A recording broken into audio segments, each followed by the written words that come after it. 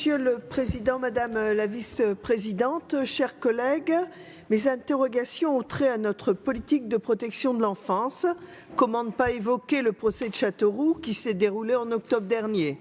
Nous avons tous été profondément heurtés par les comptes rendus d'audience, les témoignages des jeunes victimes et le dysfonctionnement du système qui a laissé perdurer des années durant cette situation abjecte de violence institutionnelle. Madame la vice-présidente, vous nous avez précisé en commission que l'association incriminée avait fourni des faux documents d'agrément et que d'autres départements que le Nord avaient été dupés. Vous avez également souligné que ces éléments n'excusaient en rien ces faits d'une extrême gravité. Se pose la question du contrôle, du pilotage et des moyens de la politique de protection de l'enfance dans notre département.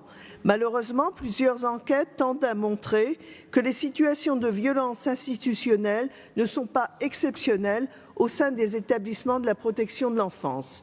Une enquête de la Haute Autorité de Santé datant de 2019 relevait par exemple que la violence entre mineurs touche la moitié des foyers de l'enfance et plus de 60% des MEX et des EPJJ. 9 à 12% de ces établissements ont déclaré en 2015 au moins un incident relatif à un fait de violence d'un professionnel à l'encontre d'un mineur accueilli. Nous le savons, les tensions sont grandes au sein de ces établissements. Nous savons aussi que le secteur de la protection de l'enfance est en crise au niveau national, mais aussi dans le Nord. Nous sommes le département le plus touché par les violences intrafamiliales et le plus concerné par les mesures de la protection pour les mineurs. Cela ne doit pas être considéré comme une excuse, mais comme une exigence supplémentaire. Le premier volet de ma question concerne l'accueil durable et bénévole de l'enfant, issu de la loi du 14 mars 2016 sur la protection de l'enfance. Des articles de presse font état d'une mise en œuvre dans le Nord avec un accueil élargi aux bébés et aux enfants de moins de 6 ans. Nous aurions souhaité connaître le nombre d'enfants concernés, le profil, les critères pour le choix des familles d'accueil, l'aide accordée, les modalités de l'accompagnement par les services départementaux, ainsi que les garanties concernant le suivi et l'orientation des jeunes confiés. Le second volet de ma question concerne l'association Espace de Vie. Elle coopère depuis plus de 20 ans avec le département du Nord. Elle organise des week-ends dans des gîtes ruraux, rassemblant des enfants placés et leurs familles. Il s'agit de maintenir ou recréer les liens affectifs et préparer, lorsque cela est possible, le retour au domicile. 40 week-ends ont été organisés en 2023. L'association est financée à hauteur de 80 000 € par an par le département du Nord. Elle vient d'apprendre que ce partenariat allait brusquement s'interrompre en 2025. L'association incarne les valeurs de soutien familial, d'inclusion et de solidarité. Nous espérons que le département du Nord pourra trouver une solution afin de ne pas laisser tomber ce partenariat et les bénévoles qui la font vivre. Je ne saurais conclure sans revenir sur ma question d'actualité posée le 27 mars 2024 sur le budget de l'EPDSE, établissement qui tourne à plein régime. Que pensez-vous faire pour combler son déficit chronique malgré la rigueur imposée depuis 2015? Je vous remercie de votre écoute et de vos réponses. Mes chers collègues, Madame Martin, Monsieur Guizou, plusieurs sujets dans vos questions. Une question commune, le procès de Châteauroux. Comme vous l'a dit Madame Tonnerre, qui ne pouvait être présente à l'instant lors de la commission, une pensée d'abord pour les enfants de l'ASE que nous protégeons au quotidien, que nos collaborateurs professionnels qui œuvrent de la protection de l'enfant protègent au quotidien. Dans un département hors norme, 23 000 enfants à l'ASE, 12 000 enfants placés.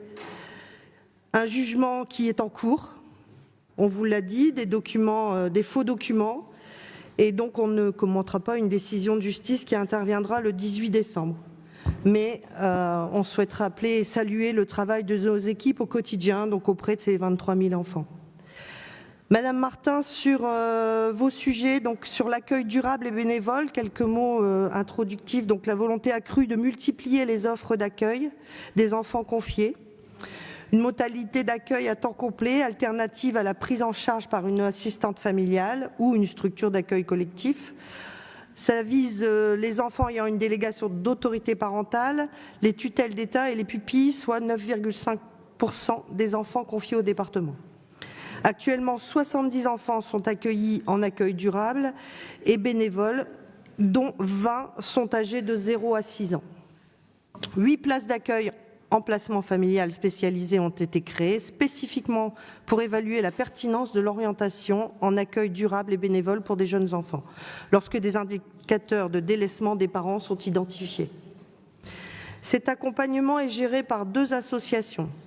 Leurs interventions peuvent être pluri-hebdomadaires et s'adaptent autant que de besoin à l'enfant et aux accueillants.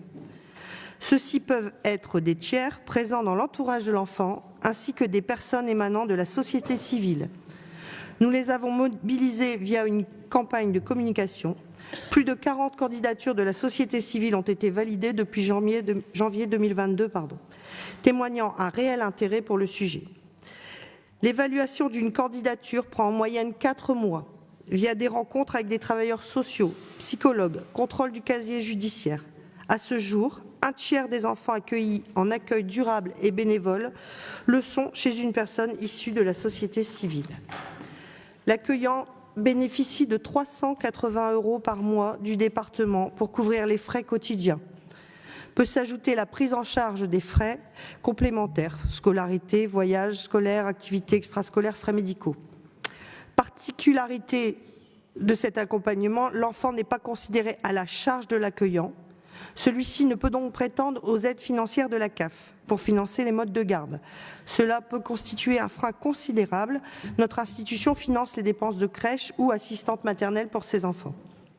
C'est un mode d'accueil que nous souhaitons déployer en respectant pleinement les besoins de l'enfant. Sur votre 3e item, l'association Espace de Vie, vous mesurez pleinement les contraintes financières pesant sur l'ensemble des collectivités territoriales et la volonté accrue de notre président et de la majorité de poursuivre l'action départementale avec des marges de manœuvre de plus en plus limitées. Les services ont mené une analyse approfondie de toutes les subventions allouées. Il a fallu optimiser et ventiler différemment notre politique. Enfin, sur l'EPDSAE, sa présidente, Marie-Sandra, et le nouveau directeur général poursuivent les efforts pour réduire le déficit. Des points réguliers sont organisés avec le président et abordent notamment la gestion de la dette. Merci de votre attention. Merci beaucoup. Sur votre question sur Châteauroux, moi je pense simplement aux enfants, c'est tout, ça se limite à ça. À l'époque, je n'étais pas aux affaires et mes prédécesseurs ont fait tout ce qu'ils pouvaient faire. Je veux dire, après, il peut y avoir des difficultés à certains moments, mais je sais que leur travail était de bien faire pour les enfants. Aujourd'hui, je peux vous dire que ça, et j'en suis persuadé, en plus.